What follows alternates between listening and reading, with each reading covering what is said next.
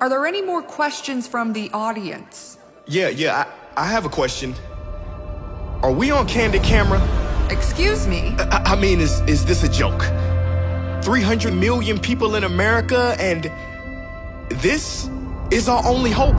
The people who want our vote? Okay, someone take his microphone. No, I'm gonna say this. Get off me. Someone needs to address the elephant in the room and the donkey. So excuse my definite lack of political correctness and etiquette, but there's a reason more people vote for the American Idol than the American president. Rest in peace, Robin Williams, you were right. You said, look at the word politics. Poly, a Latin word meaning many. Ticks meaning blood-sucking creatures. He was being facetious, but that is no falsehood. Why is it always the lesser of two evils, never the greater of two goods? For too long it has been normal for politicians to make empty promises and proclamations.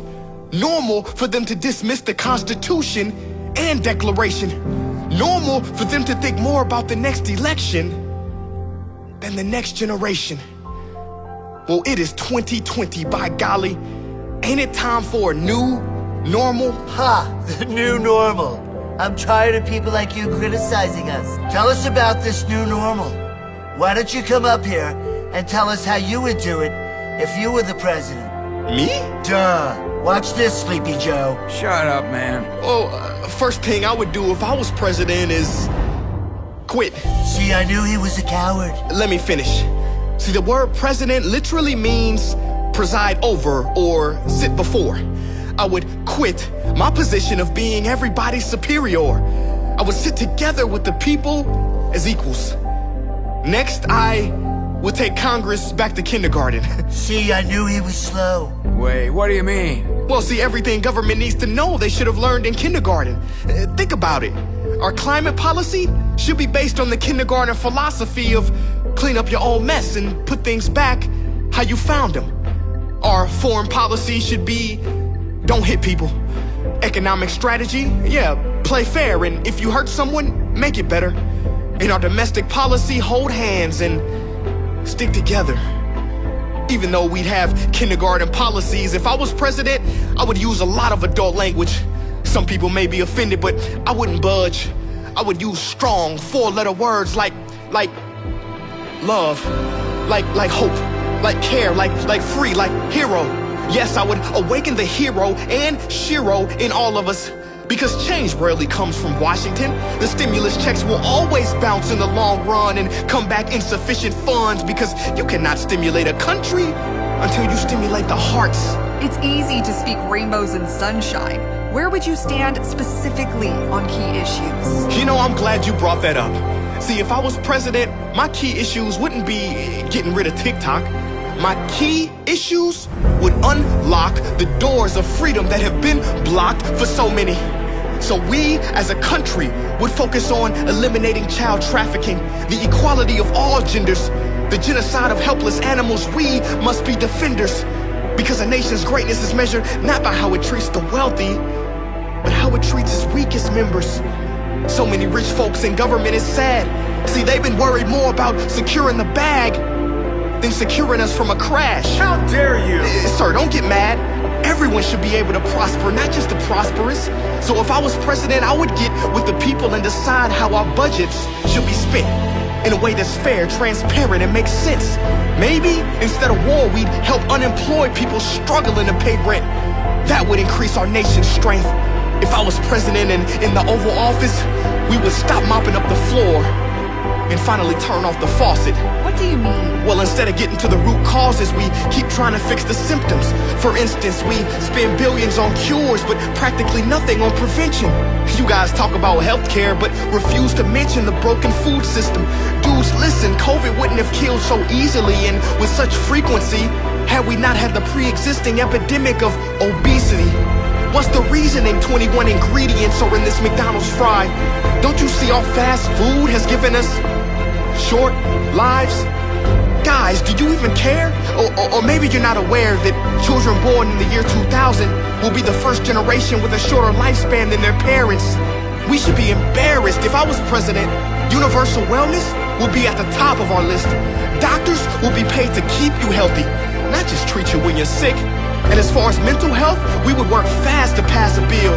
Cause this next fact is sad but real. Did you know more soldiers die from suicide when they come home compared to those killed on the battlefield? It is so much we have to rebuild. As far as women go, they should be free to make their own choices for their own bodies. Men should never regulate it. Students would have the final say in exactly how they are educated. Basically, what I'm saying is, to solve problems, everyone's voice should be heard. There are so many folks with brilliant ideas that would finally get the attention they deserve. Because the strongest nation in the world will never be the US, will never be Russia or anywhere in Asia. The strongest nation is imagination.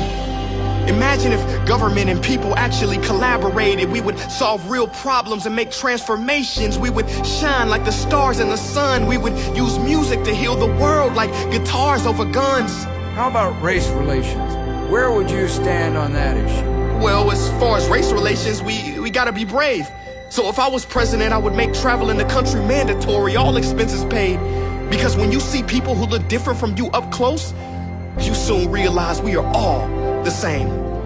Also, I would tell my white brothers and sisters to wake up and heal the past injustices carried out by their ancestors. That's it, Nani. And the current ones. I would tell my black brothers and sisters what Dr. King said, that black supremacy is just as dangerous as white supremacy. It's not about white power or black power or any love of power. It's about the power of love, and you can't spell evolve without it. And how about poverty? How would you solve that one? When it comes to poverty, that's easy. $200 billion worth of food thrown away each year. Instead of trash cans, put it into the empty stomachs of the needy. Stop being greedy. Everyone has a right to be fed.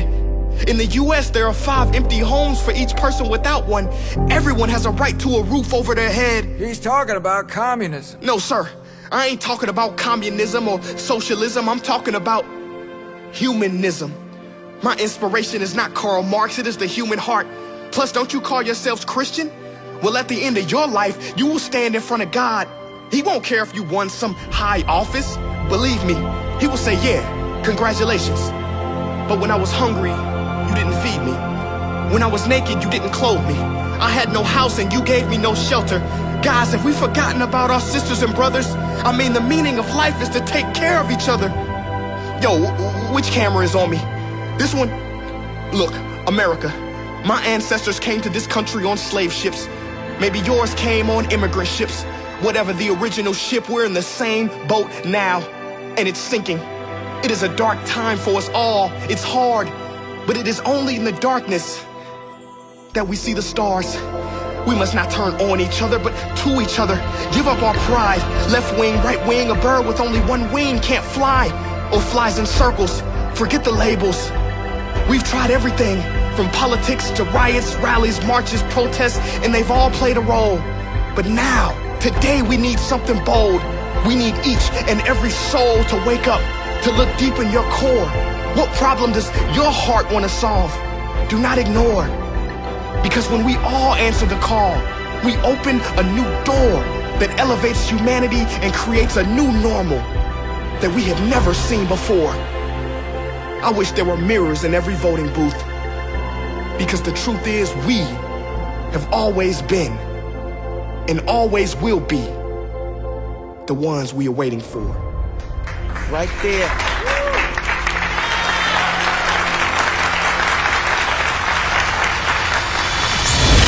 Guys, listen, don't click off yet. I want to say this.